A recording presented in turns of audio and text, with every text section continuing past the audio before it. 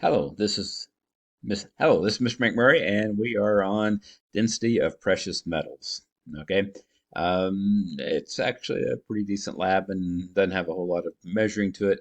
But let's go over how to do it. There's one main trick that it does not mention, and yeah, you may come up better on your own, or you may have to think about it a little bit. All right, so here we go. Basically, you have a video with a metal of some sort.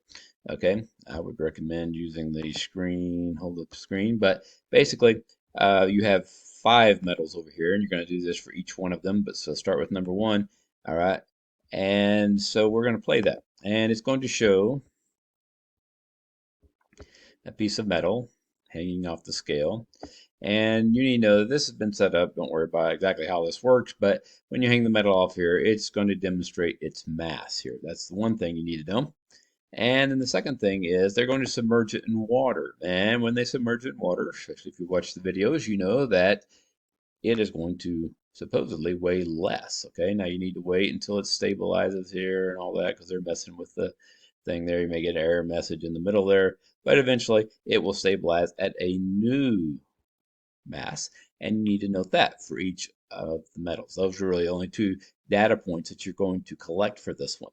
Okay, now the question is, why does it weigh less when it's in water? Well, as you've no doubt learned, that when you submerge it in water, there's a buoyant force on it. This is the same reason people can do aerobics underwater with less stress on their body because there's a buoyant force of anything submerged in water that pushes back up. Same thing is true in air. We're just used to that all the time, so we don't even think about the buoyant force of the air that pushes up on us. But there is a buoyant force of water as well. All right. Now, the question is, we need to find the density of these metals. All right. Uh, Sometimes we say whether something floats or not has to do with this density. I kind of dislike that because it really has to do with the amount of buoyant force versus the force of gravity pushing down the object. But we're not going to split hairs on that right now. All right, so to find this, well, obviously the mass of the piece of metal is whatever it was when it was just hanging from here, and they measured the mass. Okay, all right, and let go of it. All right, sit there, if I can find it. Yeah, I get the idea. Okay, that's your first measurement. Whenever it was, uh, well, hang on, they're messing with it. But anyhow, whenever it was just hanging there, that's the mass of the object. The other is mass divided by volume. So I said, well, how can you figure out the volume? Well, when this goes down into the water, it displaces some of the water.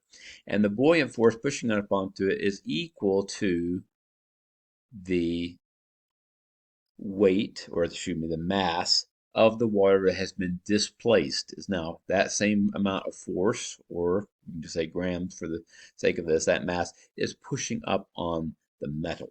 All right, so let's say that when we put it in here, it weighs 5.3 grams less than it did before. That means the buoyant force of the water, the volume of water that was displaced, had a mass of 5.3 grams. Fair enough. All right, now that means that the water displaced here is the volume of the metal. So what is the volume of the metal? Well, it's equal to whatever 5.3 grams of water would displace. Well, it turns out that 5.3 grams of water would have a volume of 5.3 milliliters because 1 gram of water equals 1 milliliter of volume. That's just how water is. And that's how they set it up originally. Okay, so if it had displaced 5.3 grams of water, then it would also have displaced 5.3 milliliters of water, and that means the volume of the metal would be 5.3 milliliters. Just for the record, that is not the correct answer for this particular one, but that's basically what you're going to do.